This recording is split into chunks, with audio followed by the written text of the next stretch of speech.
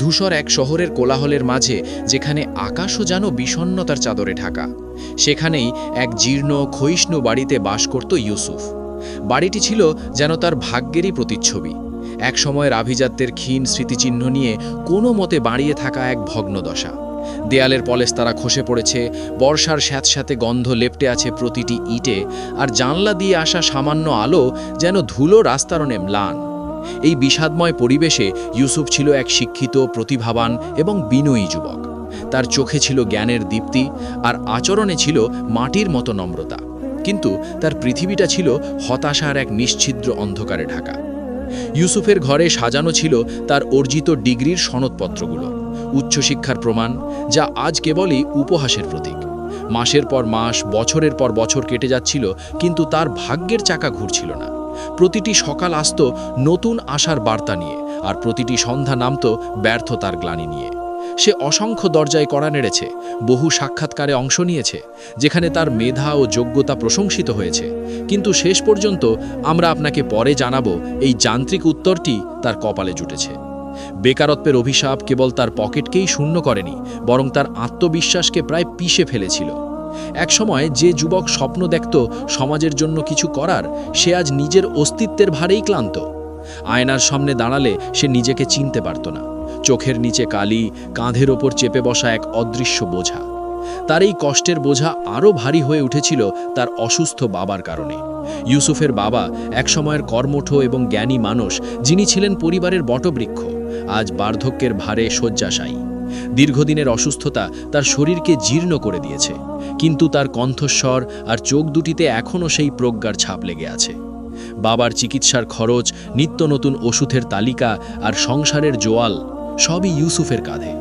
কিন্তু আয়ের কোনো পথ না থাকায় সে প্রায়ই অসহায় বোধ করত। প্রতি রাতে বাবার কাশির শব্দ তার হৃদয়ে ছুরির ফলার মতো বিনত। যখন ওষুধের দোকানে গিয়ে দাম শুনে মাথা নিচু করে ফিরে আসতে হতো, তখন তার মনে হতো, এই বুঝি সব শেষ, এই বুঝি সে তার দায়িত্ব পালনে ব্যর্থ হলো। এই গভীর অন্ধকারের মাঝেও ইউসুফের হৃদয়ে একটি প্রদীপ জ্বলত। সেটি হলো আল্লাহর ওপর তাওয়াক্কুল বা অবিচল বিশ্বাস। এই বিশ্বাস ছিল তার বাবার কাছ থেকে পাওয়া এক অমূল্য উত্তরাধিকার। বাবা যখন দেখতেন ইউসুফ হতাশায় ভেঙে পড়ছে, তখন দুর্বল কণ্ঠেও তার কথাগুলো হতো পাহাড়ের মতো দৃঢ়। ইউসুফ, বাবা ক্ষীণ স্বরে ডাকতেন, আমার জন্য ভেবো না। আমার জীবন, মৃত্যু, সুস্থতা, অসুস্থতা সবই তার হাতে। রিজিকের মালিক আল্লাহ, তিনি তার বান্দাকে কখনো ভোলেন না। তুমি শুধু ধৈর্য ধরো বৎস, ধৈর্য হলো মুমিনের ঢাল। আর তুমি তোমার কাজ করে যাও, তার সৃষ্টির সেবা করো, দেখবে তিনি তোমার জন্য উত্তম পথ খুলে দেবেন। মনে রেখো, আল্লাহ কখনো কোনো পরিশ্রমী আর সৎ মানুষের চেষ্টা বৃথা যেতে দেন না। বাবার এই কথাগুলো ইউসুফের কাছে কেবল সান্ত্বনা নয়, বরং জীবন দর্শনের মূল মন্ত্র। এই মন্ত্রই তাকে প্রতিদিন সকালে বিছানা ছাড়ার শক্তি যোগাত। সে বুঝতে পেরেছিল তার হাতে হয়তো বড় কোনো চাকরি নেই, কিন্তু তার হৃদয় আছে, যা দিয়ে সে আল্লাহর সৃষ্টির সেবা করতে পারে। সে নিজের সামান্য খাবার থেকে অংশ বাঁচিয়ে রাখত। প্রতিদিন সকালে বাড়ির পেছনের গলিতে সে রুটির টুকরোগুলো ছড়িয়ে দিত পথের কুকুর বিড়ালদের জন্য। তারা যখন কৃতজ্ঞ দৃষ্টিতে তার দিকে তাকাত, তখন ইউসুফের মনে হতো সে যেন পৃথিবীর সবচেয়ে ধনী মানুষ। শীতের রাতে যখন ঠান্ডা বাতাস বইত, তখন সে ছেঁড়া কাঁথা দিয়ে আহত পাখিদের জন্য ছোট বাসা তৈরি করত। প্রতিবেশীদের ছোটখাটো প্রয়োজনে সে ছুটে যেত, কারো বাজার করে দেওয়া, কারো অসুস্থ শিশুকে ডাক্তারখানায় নিয়ে যাওয়া। তার এই নিঃস্বার্থ সেবা ছিল তার ভেতরের শূন্যতাকে পূরণ করার এক নীরব প্রচেষ্টা। ইউসুফের বিশ্বাস ছিল, এই ছোট ছোট ভালো কাজগুলোই হয়তো একদিন আল্লাহর রহমত বয়ে আনবে। হয়তো এই নীরব সেবার মাধ্যমেই তার জন্য রিজিকের দরজা খুলে যাবে। সে জানত না কাল কি হবে, কিন্তু তার হৃদয়ে ছিল এক স্থির প্রত্যয়। অন্ধকার যতই গভীর হোক না কেন, এক চিলতে আশা আর তাওয়াক্কুলের আলো তাকে পথ দেখাবেই। এই বিশ্বাস নিয়েই সে তার আধারের দিনলিপি লিখে চলত, অপেক্ষা করত সেই শুভ দিনের, যখন তার ধৈর্যের ফল মিষ্টি হয়ে ধরা দেবে। সেদিন বিকেলটা ছিল ইউসুফের জীবনের এক দীর্ঘ ধূসর ক্যানভাসের মতো। ব্যর্থতার গ্লানি আর ভবিষ্যতের অনিশ্চয়তা তার প্রতিটি পদক্ষেপে যেন এক অদৃশ্য বোঝা চাপিয়ে রেখেছিল। শহরের নামকরা একটি কোম্পানিতে চাকরির জন্য সাক্ষাৎকার দিতে গিয়েছিল সে, কিন্তু প্রত্যাখ্যাত হয়ে ফিরতে হলো। তার ছেঁড়া স্যান্ডেল আর মলিন পাঞ্জাবি যেন তার ভেতরের শূন্যতাকেই আরও প্রকট করে তুলছিল। নদীর ধার ঘেঁষে যে পথটা তার বাড়ির দিকে চলে গেছে সেই পথ ধরেই হাঁটছিল ইউসুফ। পশ্চিম আকাশে সূর্য তখন রক্তিম আভা ছড়াচ্ছে, কিন্তু সেই সৌন্দর্য তার চোখে পড়ল না। তার কানে বাজছিল শুধু বাবার ক্ষীণ স্বর, যিনি গত দুদিন ধরে ঔষধের অভাবে কষ্ট পাচ্ছেন।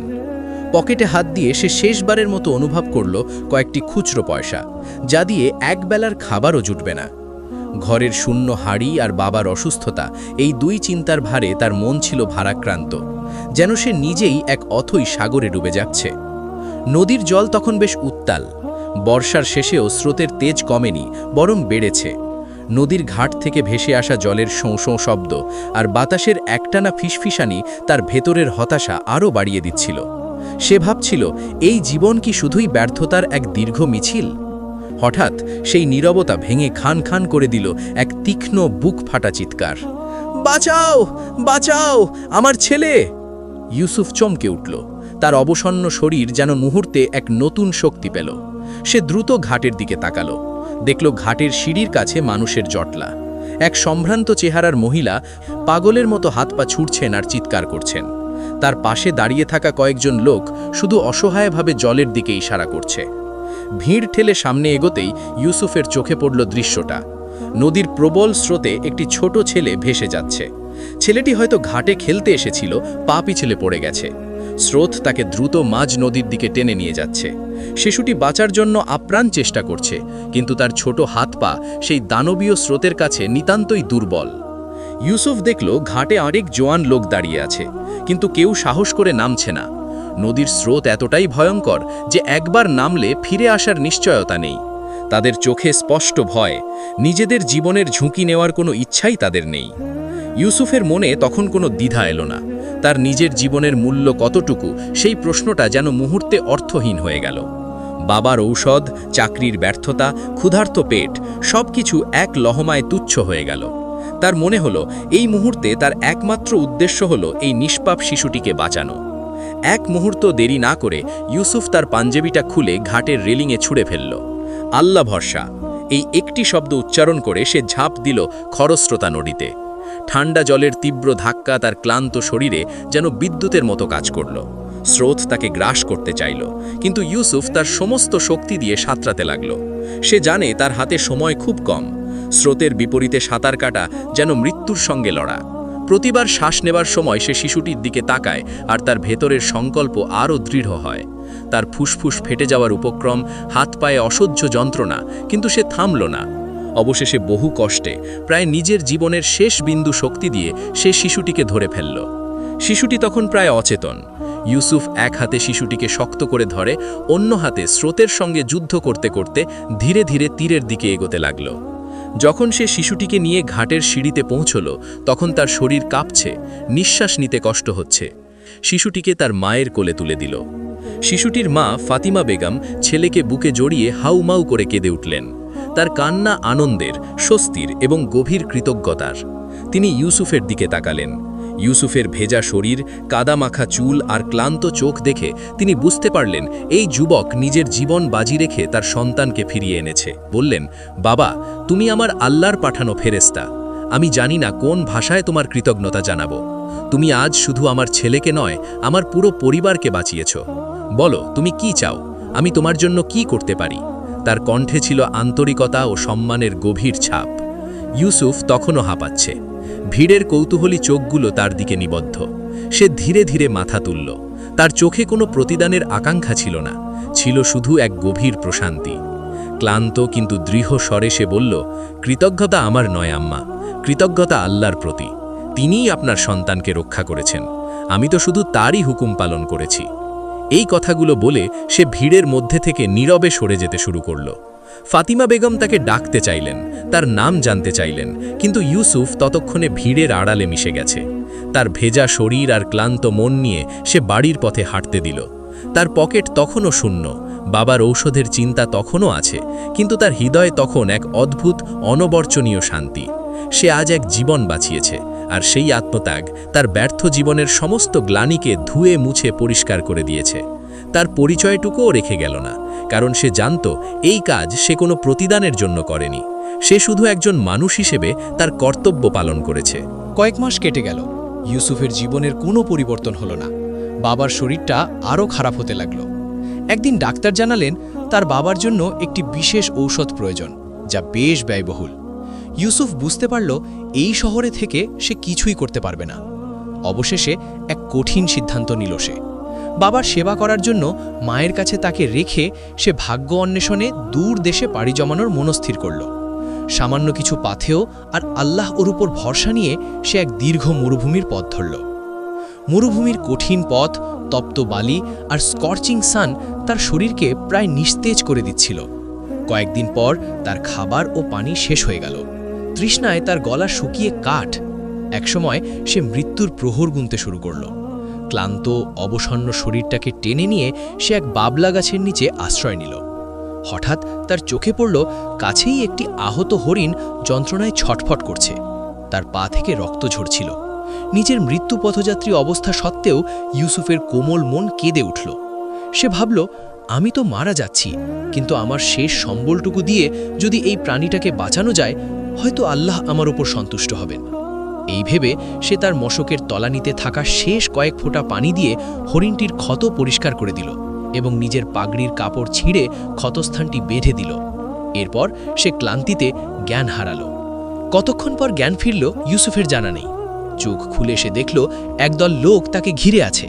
একজন তার মুখে পানি দিচ্ছে। কিছুটা সুস্থ বোধ করলে সে উঠে বসল। তার সামনেই দাঁড়িয়েছিলেন এক সম্ভ্রান্ত চেহারার ব্যক্তি, আর তার পাশে তার ছোট ছেলে।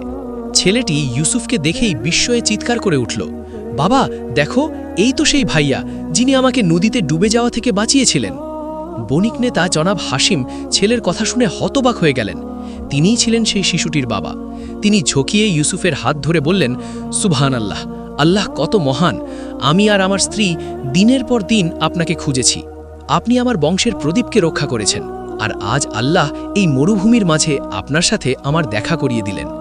জনাব হাশেম ইউসুফের করুণ অবস্থা এবং তার যাত্রার কারণ শুনে অত্যন্ত ব্যথিত হলেন।